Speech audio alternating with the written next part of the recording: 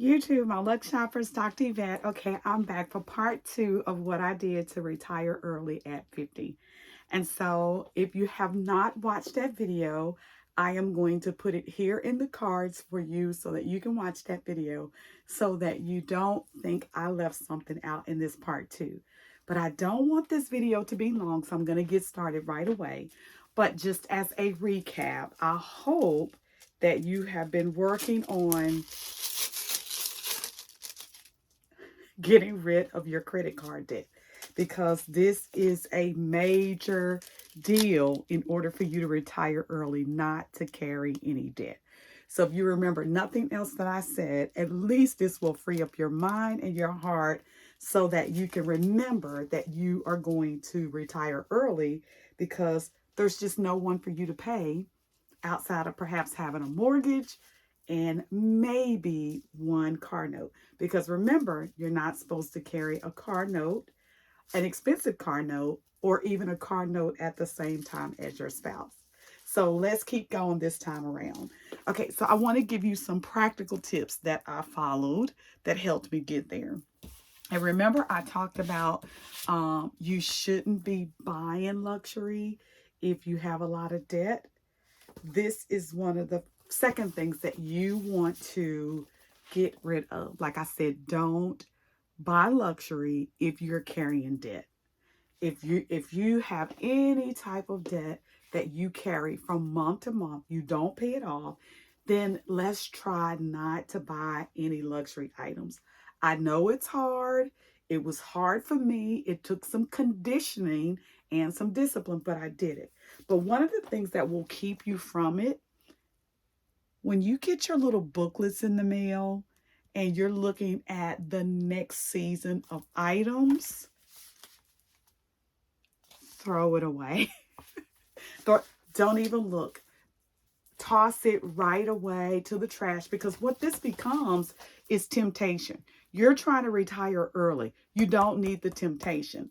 Now that I am retired, I can look all day because I know I have X number of dollars that I get to spend in a month. And it may not include things I can get from St. John or Saks Fifth Avenue. And so when you get these in the mail, toss them because that is a new level of temptation for you to want to buy something, to want to purchase, to want to overconsume. So we're watching our consumption because we're trying to retire early.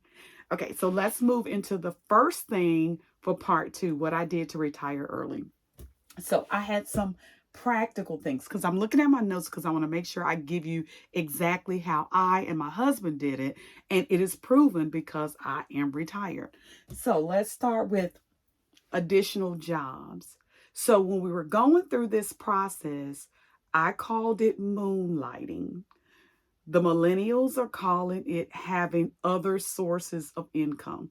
Whatever generation you're in, what that means is you have your primary job that's paying you a nice salary or a nice wage, one or the other. Salary meaning you're contracted to make X number of dollars within a year, or wages meaning that you're getting paid by the hour. Whatever it is, you are earning income. The additional job becomes money that you stack on top of that. The money that you make from what I call moonlighting. So, any additional jobs. For me, that was to teach on a graduate level at different colleges and universities part time. What that allowed me to do is to save that complete set of income. So, and if I didn't save it, then I used it for things like special occasion, elaborate birthdays for my daughter, um, vacation, extravagant vacation and things like that. So I would use that second set of money to do some of the things so that our life felt fulfilling. Because you don't just want to work, work, work, work, work. You want your life to be fulfilling. You want to have some joy in your life. So you've got to be doing things that you love and taking vacation. So that second set of moonlighting allowed me to be able to do that. So the salary was used, remember, to take care of any debt.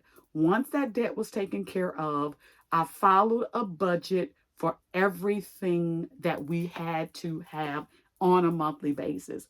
And then that second or that third income was completely to save. Now, let me tell you what you are doing with that income, that second set of income that you're saving. This brings you to my second tip. What you're doing with that income is you have set aside how many years it is going to take you before you get to your 401k, your pension, and your Social Security that you're going to draw. So you have that number in your mind. So say you are retiring at 50 and you know when you get to 62 and a half that you're going to be drawing your pension, your 401k, and your Social Security with or without a penalty, whatever the case may be for you. So you know for 12 years, you're retiring at 50, you know at 62 and a half, you're going to start to have your pension, your Social Security, and your 401k, whatever it is. So you know for 12 and a half years, you're going to have to pay yourself. Now, paying yourself is based on what bills and necessities do I have on a monthly basis so that I can pay myself. So that money that was sitting aside in a savings account, and we're going to talk about that, that is the money that you're going to use to pay yourself on a monthly basis. Got it? Okay, moving on to number 3, because I talked a little bit about it. That savings account where you are putting the additional monies from your salary or your wage and the additional money from moonlighting, taking on a second and third job. So once you have that amount and you're putting it in a savings account, remember, you need a high interest bearing savings account. Okay, I hear you. You're saying, Dr. Yvette, they don't exist, but they do. So it may not be interest rates like they used to be when I was saving, but there are companies out there and banks out there that have very good, high interest bearing savings account. Now, when I say high, they're higher than those few pennies that your bank give you. So when you look at your bank account, let's say you have $10,000 sitting in your bank account savings account. And at the end of the month, they give you 13 cents. No, you want to put it in a high interest bearing savings account to where that 13 cent might be $300 or $400. Yes.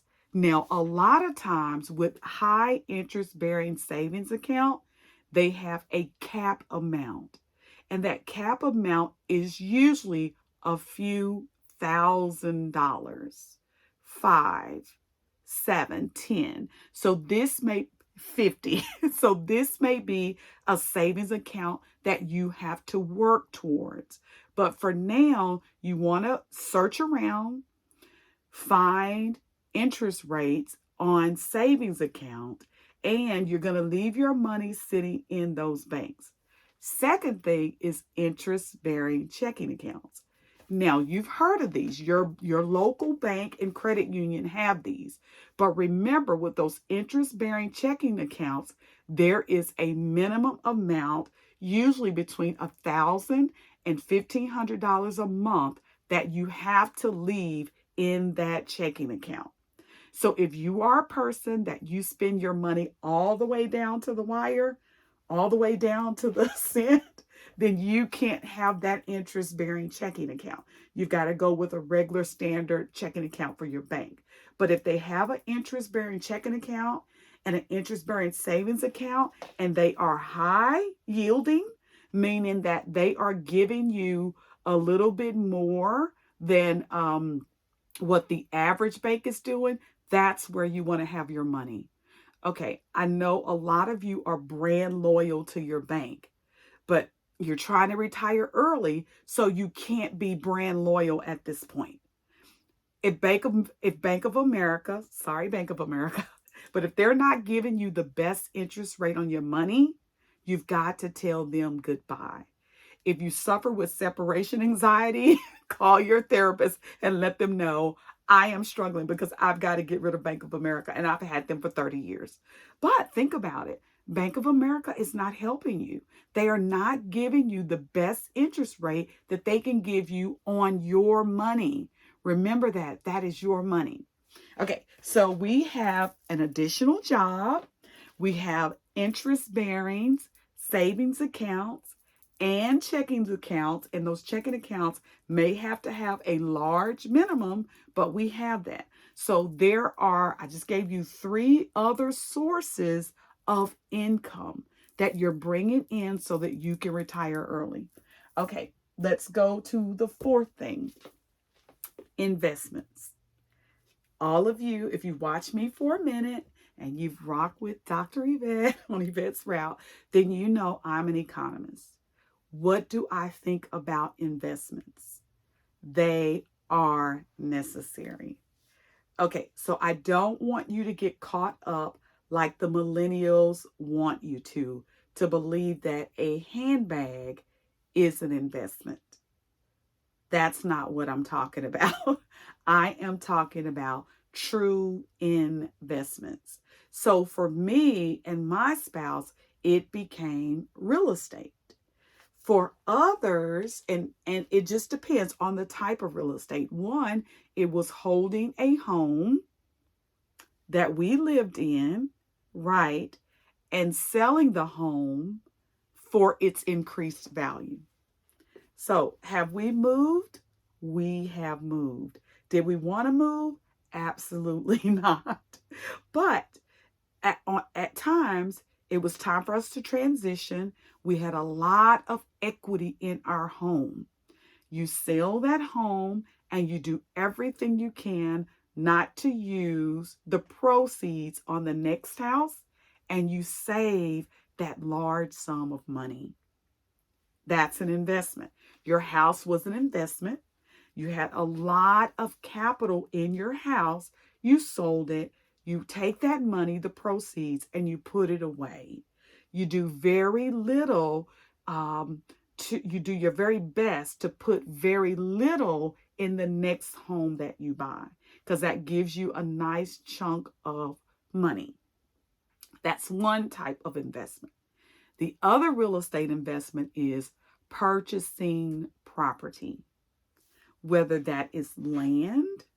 And remember, purchasing land is a very good investment because that is the one thing that God is not making any more of. So if you own any land, great investment, because owning property, hold on to it and sell it can work out very good in your favor. But also having property that you can renovate and sell. I'll give you a great example of what you can try right now. For us, it was property well, never mind. I won't use myself as an example. But right now, there is lots of inexpensive property in Detroit, Michigan. Inexpensive property in Detroit, Michigan. And several people are doing what they call flips.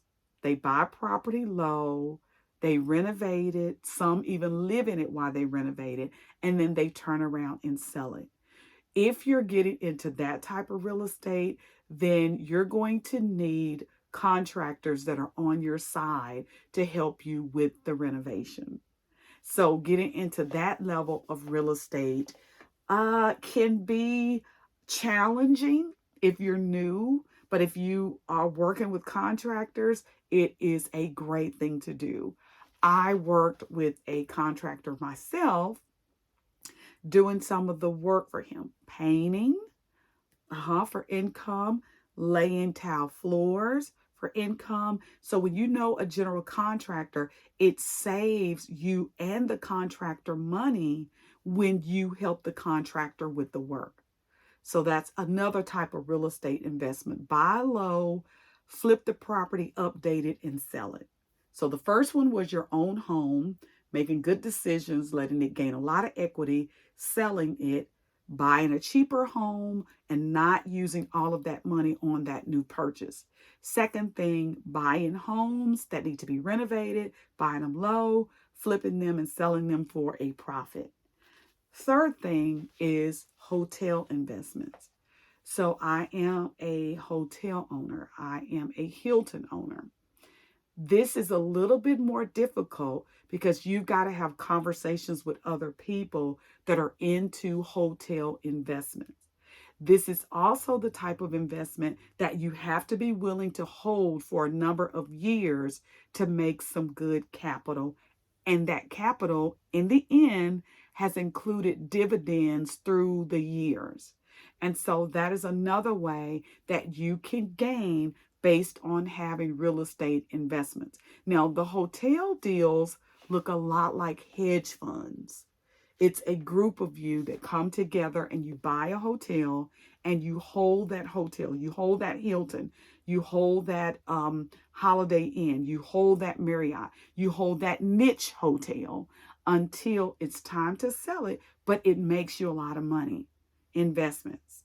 Okay, now let's talk about investments in the stock market. For me, I was a heavy investor in the stock market because I taught finance to students. And so I was always looking at government penny stocks. They're out there.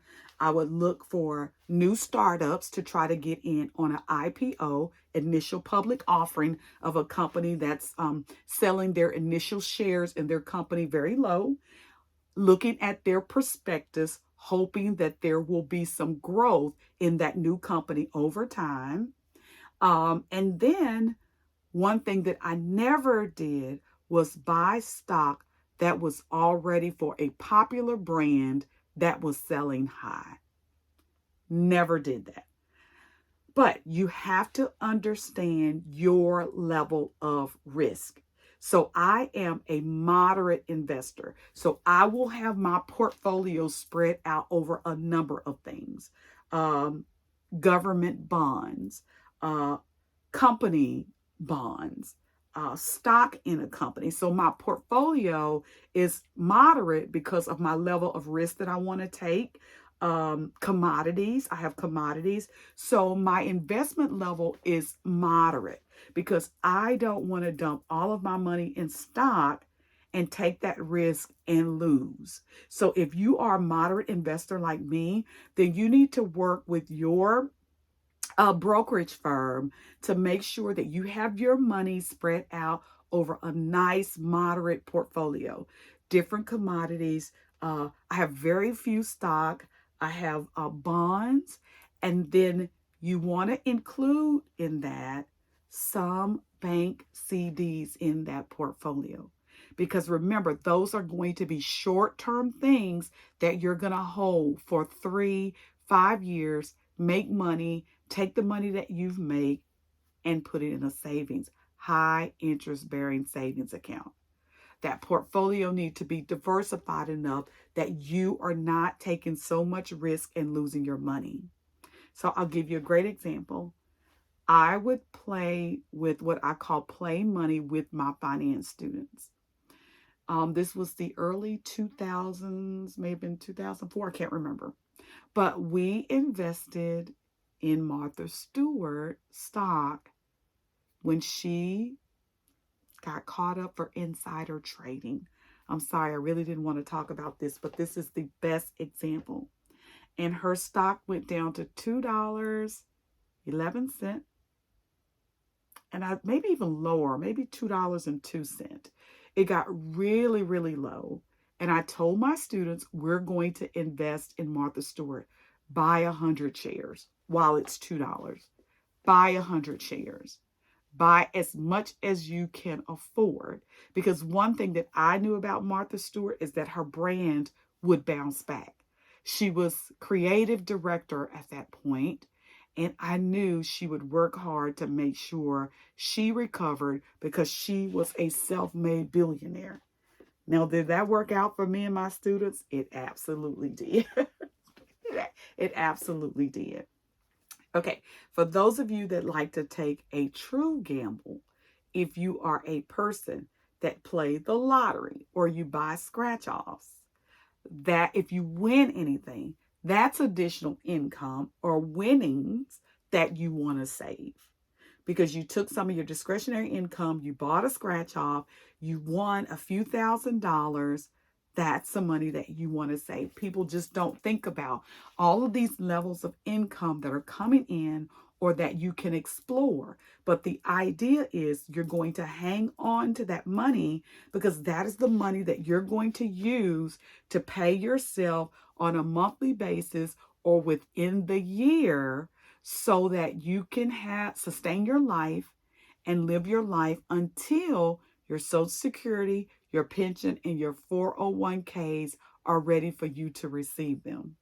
Okay, so let me check my notes to make sure that I have told you everything that I need to tell you so that you can retire early.